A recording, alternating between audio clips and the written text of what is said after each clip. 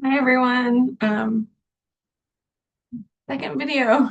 Yay. I hope I learned a little bit from doing the last video, but we'll see. Okay, today we are working on study two of the first session, the fortress within. Okay, it says in ancient warfare, a stronghold was more than just a fortress. It was also a place of refuge, often built on the highest peak with walls so thick they seemed impenetrable. When the enemies attacked, the people in the surrounding countryside would react to these strongholds. Oh, sorry, retreat to these strongholds, believing themselves safe behind the walls of solid stone. The architecture of these fortresses was precise, with each stone placed to create an integrated defense system. Watchtowers provided clear sight lines in all directions, and hidden chambers stored provisions.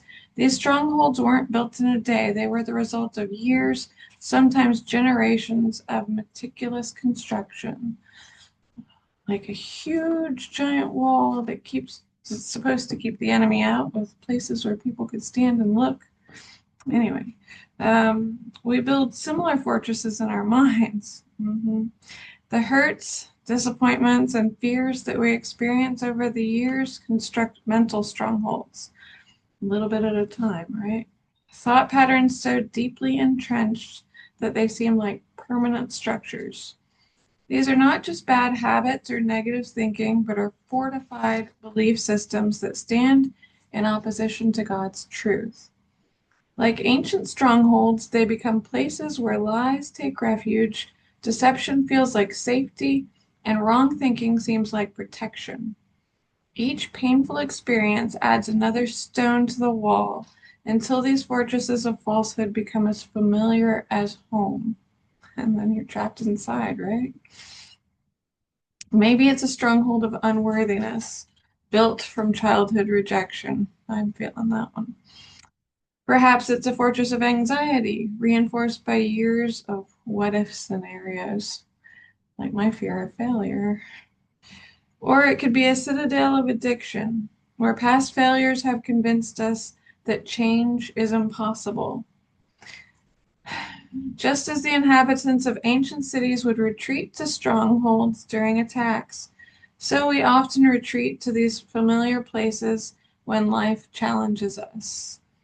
Sometimes we just stay inside. We may even take pride in our strongholds, viewing them as wisdom gained from experience rather than recognizing them as prisons that limit our growth. Paul tells us something revolutionary in 2 Corinthians 10:3 through 5. Through Christ, we have divine power to demolish these strongholds. This demolition isn't a gentle process. It requires aggressive action against entrenched lies, sustained assault on false beliefs, the courage to stand exposed as our defensive walls crumble. The question isn't whether we have mental strongholds. We all do. The question is whether we will let them stand or allow God's truth to tear them down, stone by stone, until we stand free in the open spaces of His grace. On to question one, and looks like we've got more boxes like last time. Um, okay, this says take another look at 2 Corinthians 10:3 through 5, which you examined during this week's group time. What does Paul specifically say about each of the following? Well, let's read the verse first. And this time I'm a little bit more prepared. I have my Bible, and I've even marked in here where these verses are. So, 2 Corinthians 10:3 through 5. For though we live in the world, we do not wage war as the world does. The weapons we fight with are not the weapons of the world. On the contrary, they have divine power to demolish strongholds. We demolish arguments and every pretension that sets itself up against the knowledge of God, and we take captive every thought to make it obedient to Christ. This says, what does Paul specifically say about each of the following? The nature of the battle. Let's see. Um,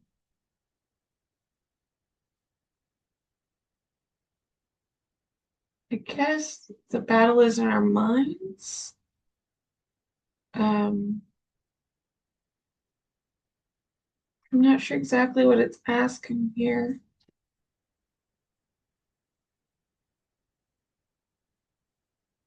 So we don't wage war as the world does. The weapons we fight with are not the weapons of the world. Hmm. I guess it's a battle in our minds, and it's with our thoughts and with the words that people say to us, and with Satan trying to get into our life through our thoughts and through the way that we're thinking. Um, the second box here says, the weapons you have been given to use. It says, the weapons we fight with are not the weapons of the world. Well, that's what they're not. On the contrary, they have divine power to demolish strongholds. Well, I think that means that God's letting us use his weapons. We have the power to call on him, and then he defeats the enemy. He demolishes the arguments and pretensions that set themselves up against his knowledge. The goal of the fight is the third box. Right? The goal of the fight is to bring forth the truth, the real knowledge of God, and take every thought captive and make it obedient to Christ, so that we're thinking what is true, what is right. And then it goes on to say in verse 6, we will be ready to punish every act of disobedience once your obedience is complete. Even though that's not part of the study, I thought that was good. Sorry, my dog is whining in the back. Trying to get into the office, but I kept the door closed. Okay, next question. Read Psalm 18, 1 through 6. How do these verses redefine what should be our true stronghold? How does it contrast with the harmful strongholds in our minds? Well, let's read Psalm 18, 1 through 6. Have it marked, but I don't have to flip through the book. Psalm 18, 1 through 6. I love you, Lord, my strength. The Lord is my rock, my fortress, and my deliverer. My God is my rock, in whom I take refuge, my shield and the horn of my salvation, my stronghold. I called to the Lord, who is worthy of praise, and I have been saved from my enemies. The cords of death entangle me, the torrents of destruction overwhelm me. The cords of the grave coiled around me, the snares of death confronted me. In my distress, I called to the Lord. I cried to my God for help. From his temple, he heard my voice. My cry came before him into his ears. Well, let's see. How do these verses redefine what should be our true stronghold? How does it contrast with the harmful strongholds in our minds? Well, God is my rock, is repeated in here. He's my refuge. Instead of building up walls and keeping everything out and keeping ourselves trapped inside, we instead run to God and we take refuge in him, and we know that he will take care of everything. How does it contrast with the harmful strongholds in our minds?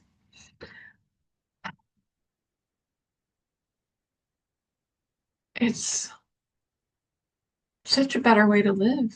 I mean, if you think about it, when you build up these strongholds in your mind, when you think about, like, for me personally, I have a fear of failure. So for the longest time, I just quit everything or didn't even try because in my mind, I thought I was protecting myself from failing. I was protecting myself from making bad decisions and mistakes by just not doing anything. And that's not a way to live. You're never gonna succeed or improve your life or anything like that if you don't take a chance, take a risk.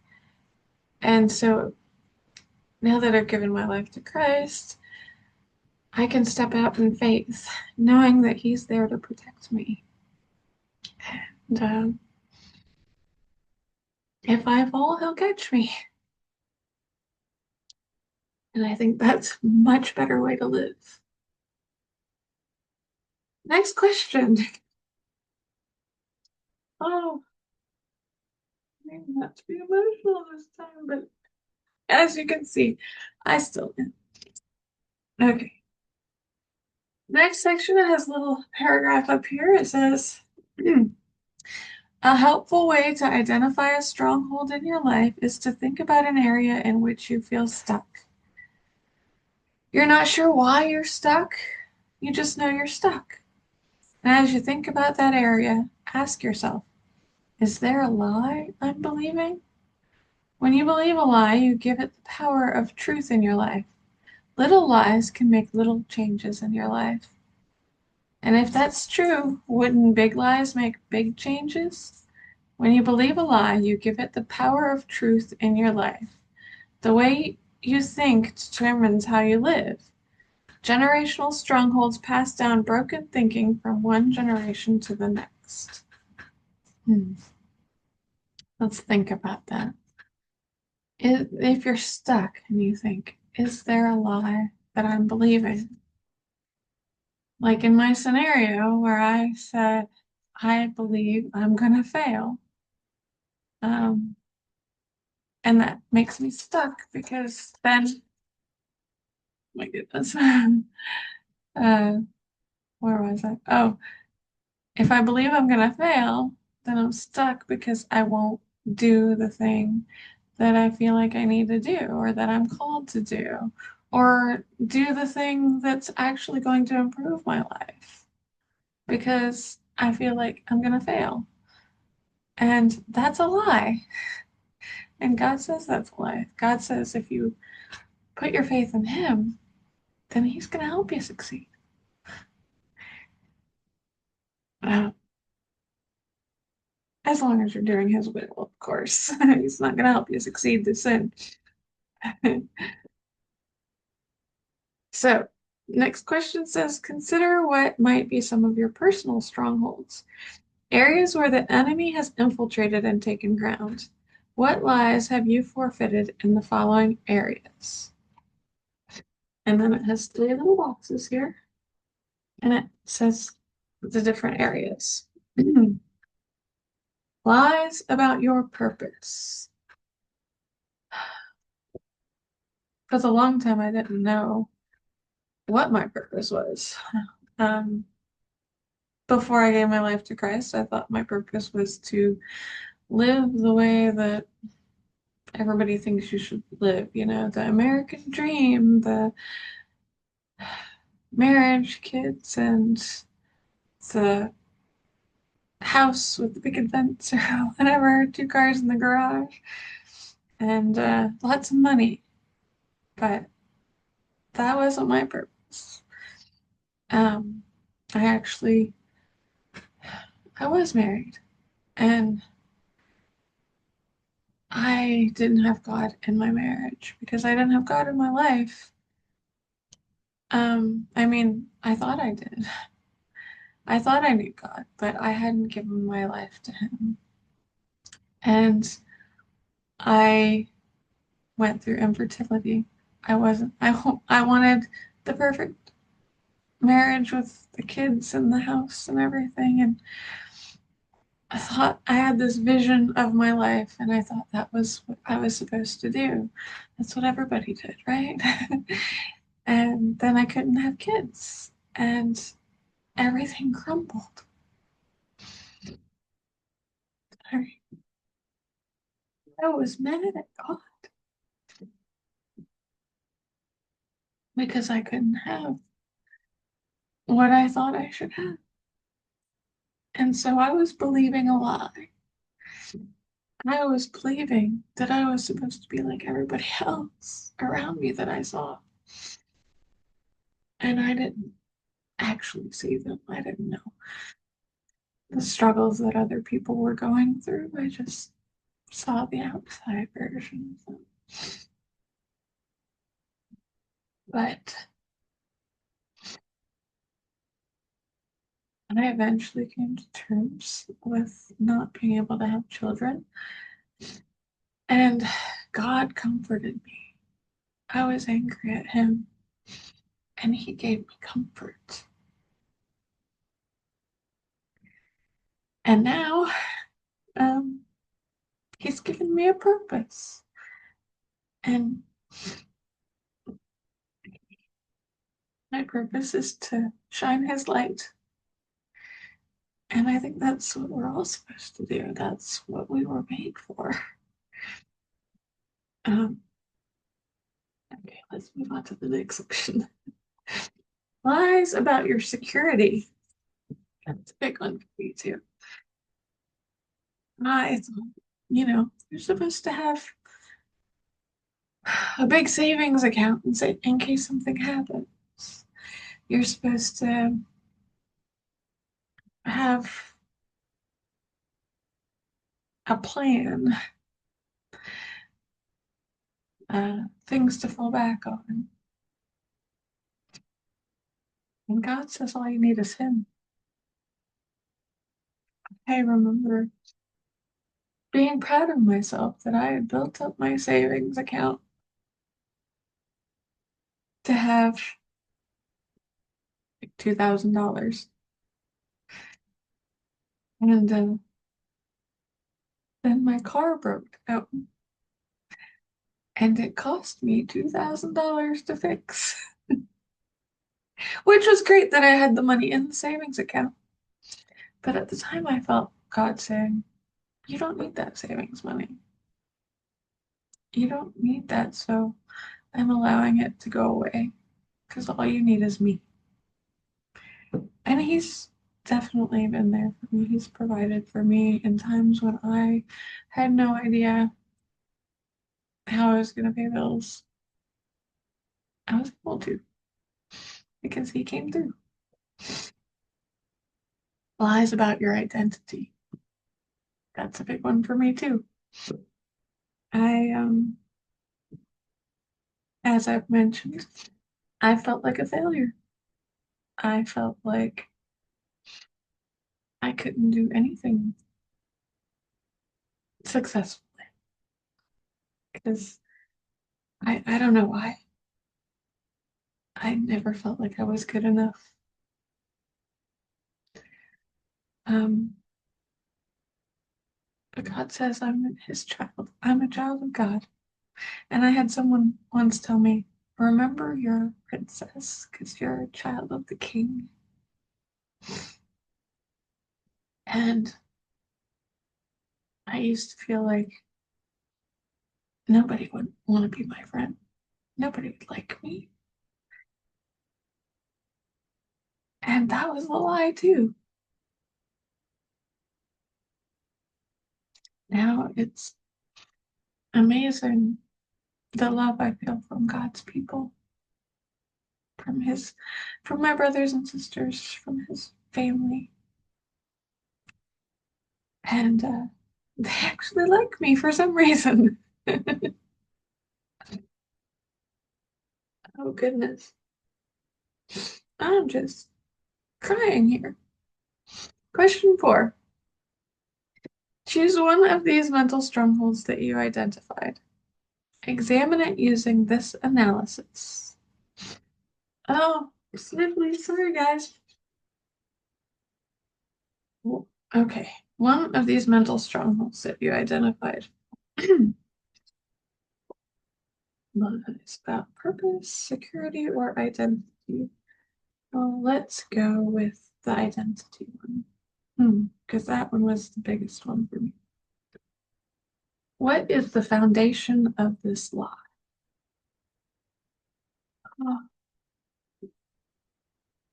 I'm not sure exactly what that means. The lies about my identity, that I was worthless, that I was not likable, that I was boring, um, not fun, not good to be around. Well, I think the foundation was when I was in school. Um, I had a lot of mean girls saying bad things about me. I mean, I'm sure that happens to everybody. That's normal school stuff, right? I've talked to a lot of friends that went through the same thing, but I took it to heart. I was very shy, and I let things get to me a lot. And so I believed them, and that's probably where that comes from. What are the walls that protect it? Um,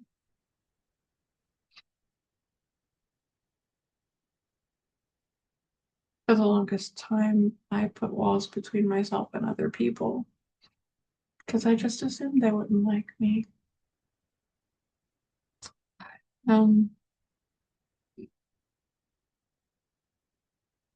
I kept my distance.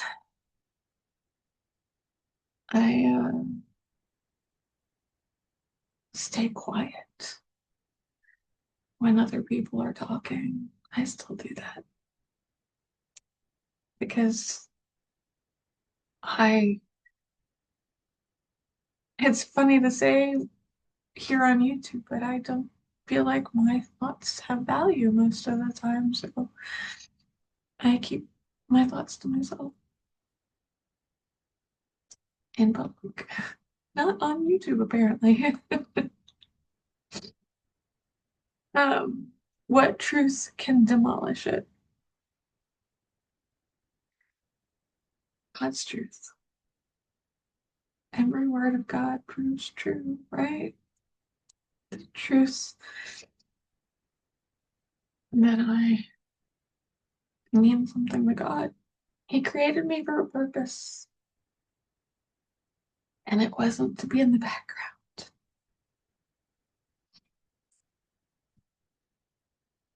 He created me to shine His light, to reflect His light.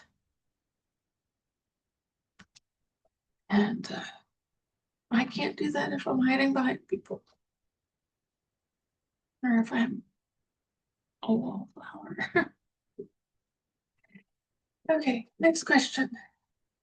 Proverbs 21:22 gives some practical advice.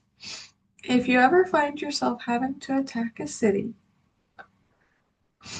a wise man scales the city of the mighty and brings down the stronghold in which they trust. That's ESV. I have NIV over here, so I'm gonna see if it says anything different, just because it's good to look at different versions sometimes.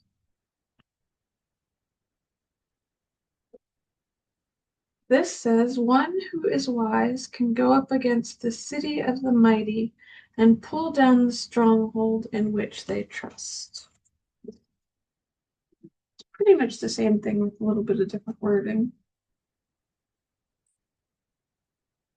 The idea is that if you attack a city, get the stronghold. Because if you don't, the city will reestablish itself.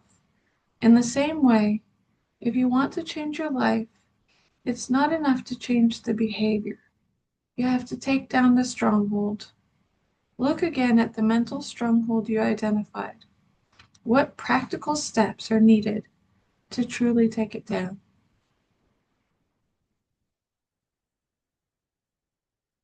Okay, so in my stronghold, about believing the lie that I'm not good enough and that people wouldn't like me.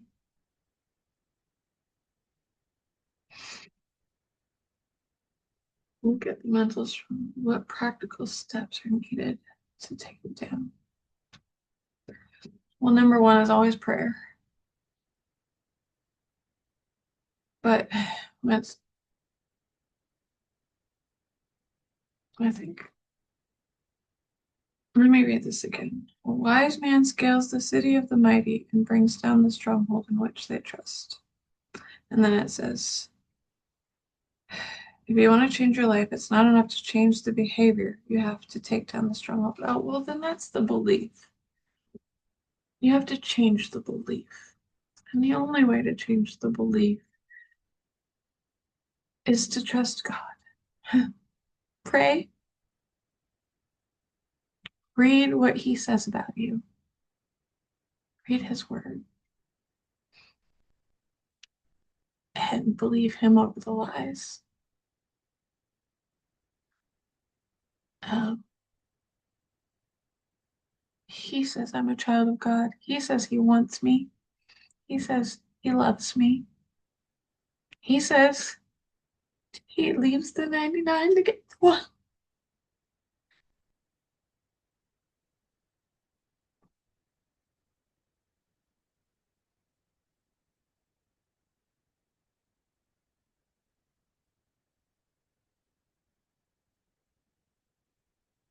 Sometimes it's hard to believe. Sometimes it's easy to fall back in the old patterns.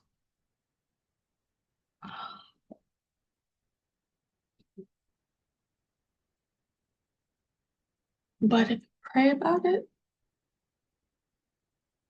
and you ask God to show you the truth, He's faithful. He does. Just like He showed me through His family how wonderful people can be and how much they like me and they don't see me as I originally thought they would see me. Allow His light to shine. Allow Him to show you the truth. Ask Him to show you the truth of the book. Oh, enough of my crying. That was the end of this session. Or not the session, the study, the second personal study for session one. We have one more study in this session, and then we'll go on to session two. So I'm supposed to say like and subscribe. If you click the little bell icon, it will alert you when my next video comes out. All right, thanks everyone for watching. Love you guys.